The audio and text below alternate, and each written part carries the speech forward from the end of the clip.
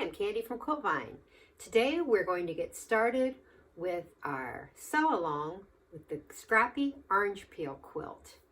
And I'm going to show you how to make our templates and how to get started with cutting out our orange peel shapes. To begin, you're going to need the pattern for the template for the orange peel. The size template that I'm using is about 2 inches by 6 inches, and it fits onto a 5-inch square, which will finish a 4.5-inch square. So to get the template, if you're going to use my template, you can go to my Etsy shop, which is Quilt Vine, and you can get it for 30 cents on the Etsy shop. Now we're going to make our template. What I usually do is I will just print mine out on cardstock, and then I cut it out in the cardstock, and then I use that as my template to draw around. So that's one option if you have the ability to print out onto cardstock. Another option is you can trace it onto a piece of the pattern Templar, and that's a nice heavier plastic template material. Or if you don't have that, another option is freezer paper, and I'll show you how to make a nice template using freezer paper. And I tell you, from different things that I've used freezer paper for, I do recommend that you get the Reynolds and not a generic brand. So we're going to start by, we need to trace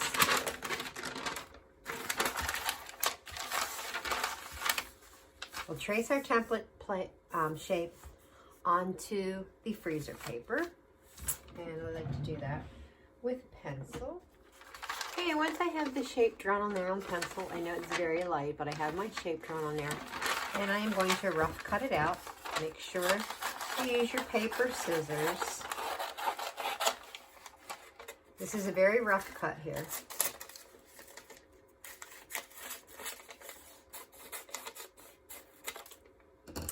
And now what I'm going to do to make a template is I'm going to make several layers thick of freezer paper.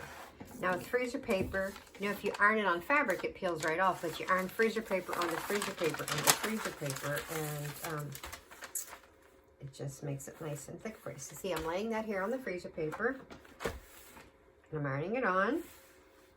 Again, I got my shiny side to the paper side, so it sticks together.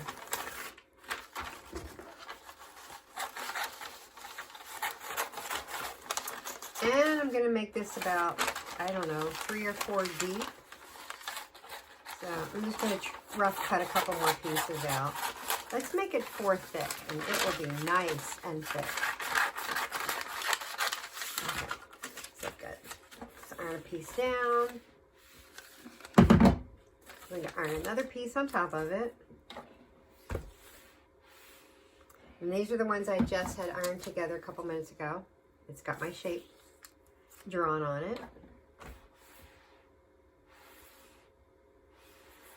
Make sure everything's nice and ironed together really good.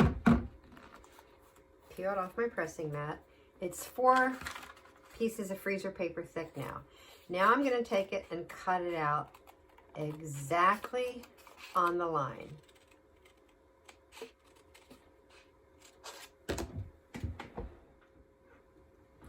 And there you have it, my template. It's nice and sturdy. It's 4 layers of freezer paper. It's like, yeah, it's not as thick and sturdy as if you use the plastic, the Templar material, but it actually is sturdier than the cardstock.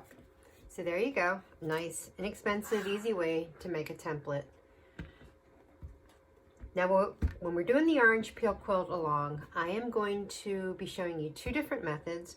One method is with the fusible web, the machine applique with the fusible web, and then the other method I'm going to show you is where it's the raw edge will fray when you wash it, and that's what I showed you on this one. And so if you can see the frayed edge there, see how that frays after I wash it. So that's the first way I'm going to show you. So first of all, I'd like to take and make a few patterns on my freezer paper. So I'm going to take my template and just trace around a few.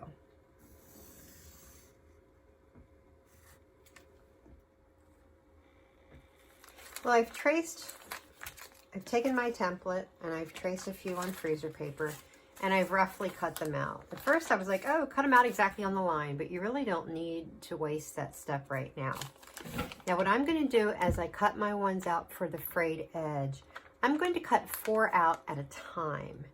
You could probably do more than that if you've got really good scissors, but you really don't have to do less than that because they're going to fray. Your edges don't need to be like spot on, perfect, exact. So I'm going to take 4 layers of my scraps and I'm just going to iron them, make sure none of them are all wrinkled and stuff from being in my scrap bin. As you can see, I've already ironed these, but let's just go through the motion. So I've got 4 of them stacked up here. And now I'm going to take my freezer paper pattern and I'm going to lay on top of all 4 of them and I'm going to iron it onto the top one. Now I'm going to need to stick a pin in them to hold all 4 layers together. Nothing's holding those 4 layers together. I don't want them to shift a lot. Actually, maybe I'll stick 2 pins in. I'm going to pin in here. And, you know, sometimes when you pin something and it distorts it a little bit, but because this is a frayed edge, it's really very forgiving. So I've got 4 pieces of fabric there. Now, remember we didn't trim that right exactly on the line? We're going to do that now at the same time as we cut out those fabrics.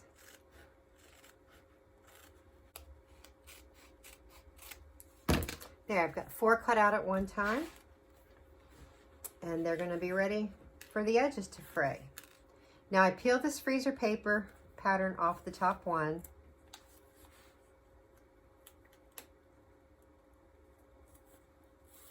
There we go. And I'll be able to use that again. So there I've got 4 of the orange peel shapes ready to go for the frayed edge method. This freezer paper pattern I can use again and again and again. If it starts to lose its where it doesn't stick, then you can get another. But you don't need to cut out way too many of these. It's not like you need 1 for each block. So that's another thing now, to tell you how many do you need. If you're going to make a throw size, the throw size I'm going to make is 54 by 72. And that throw size, 54 by 72, will be 12 blocks across and 16 blocks down. So I'll need 192 blocks. That means I need 192 orange peel shapes. Maybe you want to make a pillow, you know, like a large pillow the size of this sample I made. If that's the case, you only need 16. So it's really up to you what size you're going to make it. And so go ahead and start cutting out your orange peels. And then in the next video, I will show you how to put those on the blocks. Now, again, in this video, we're going to go ahead and continue. And I'm going to show you how to do your orange peel shapes with the fusible web. Now we're going to talk about cutting out our orange peel shapes if we're using the fusible web method. And let me show you in my sample here, the one I did using the fusible web. Okay. In this one, you use the fusible web and it is raw edge. And then I've stitched it on with a zigzag using a clear monopoly thread. I don't even know if you can see that, but that's the way we're going to be doing it now. And that's the way I'm going to do mine, my big one.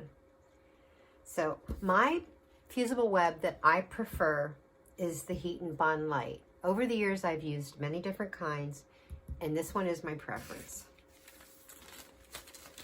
Now, because we're using the fusible web on each and every orange peel shape, I need to trace 192 of these because I'm going to need 192 blocks. Now, while you're tracing these, you want to be sure to leave a little space in between them, so when you cut them apart, you've got a little extra space. Because when we cut these apart from the fusible web, we are not going to be cutting exactly on the line. We're going to rough cut them out of the fusible web. Then we're going to iron them to the back of our fabric. And then we will be cutting out exactly on the line. So I'm going to go ahead and keep tracing a few, and then I'm going to rough cut them out, and then we'll be back to show you how I apply them to my fabric and cut them out with my fabric. I've only got 12 traced, but before I begin cutting them out, I wanted to show you what I do as I go along. I number them. So here's 1, 2, 3, 4, 5. It kept going up until 12. And I'm going to cut these out simply because I want to show you what I'm doing before I get them all done. But I need to keep doing this until I have 192. So I'm going to trace 192 and then start rough cutting them out. But for now, I'm just going to do 12 to demonstrate. So now I'm going to cut them out. As I was saying in the beginning of the video with the other method, I'm going to be making a throw size. It's going to be 54 by 72, and I need 192 orange peel blocks. So I've decided I'm going to make my orange peels out of my pink scrap bin and my yellow scrap bin. I have a lot more yellows than I have pinks, so I'm going to start with the pinks. Now what you're going to do is all of these orange peel shapes that you have rough cut out on the fusible web, we're going to iron to the back of your fabric scraps. So I'm only going to demonstrate the 12 I have cut out, because what I would do if I was just doing this for myself, I would do all 192 of these. And then I would do where I would iron them onto the back.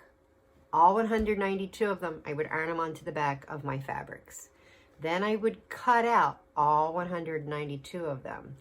So I'm just going to do 12 right here today. So let's dig into our pink bin. Okay. So since these are scraps, we just gotta put them where we can and work around different things. So you just have, oops, knocked my iron over. I need to make sure that I don't have any of my fusible web hanging out over to get on my, I don't want to get it on my pressing mat, and I want to make sure that it's all on to the back of the fabric. See, that gets pressed onto the back of the fabric. And there are parts of this large piece of fabric where there's like maybe no pink or not much pink, so I might have some wasted space just so I'm sure to get pink in every petal or every orange peel, or at least a little bit of pink. And so I am doing it this way instead of grabbing out a different scrap each time, because I need 192, and that is a lot of orange peels, and I know I don't have that many pink scraps. So there I got that, and just for demo purposes, let's just grab another one out here. See, I've got it the wrong side, because this is in my scrap bucket. They might be wrinkled. So let's do this. See, now my orange peel fits on there, but my rough cutout is really tight. So I'm just gonna trim this down a little bit more because I don't want to get fusible web on my pressing mat. There, it just fits on. And I don't even have enough space on there for another one. Ah, here's a fabric I love. It's not really pinky pink, but it's got enough pink in it for me. So I'm going to try to get as many out of here as I can, probably, because I just love that fabric. And you don't need to spend too much time ironing the fusible web on. You don't want to over iron it.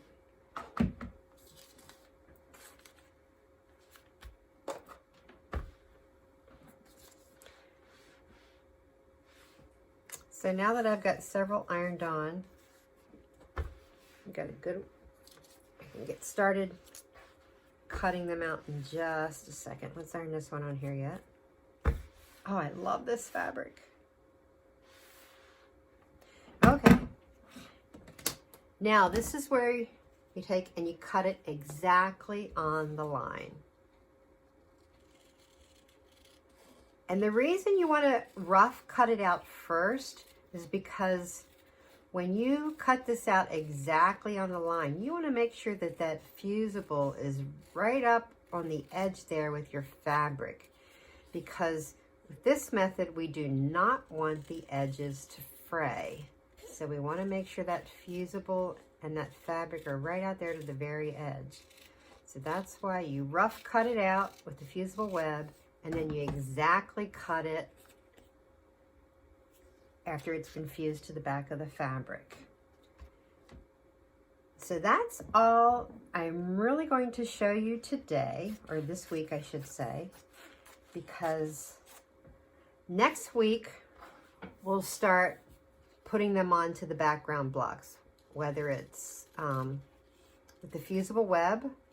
Next week I'll show you how to press them on to the background blocks and sew them down. And with the frayed edge ones, I'll show you how I glue them on and sew them down. But for this week, this is all there is. And I'm going to be busy this week because I have 192 of these to do before we come together again next week. So have fun. And like we always do with our sew-alongs, please post pictures of your progress on our Facebook group, Quilt Vine Quilters. Thanks a lot for joining me today, and have fun making those orange peels.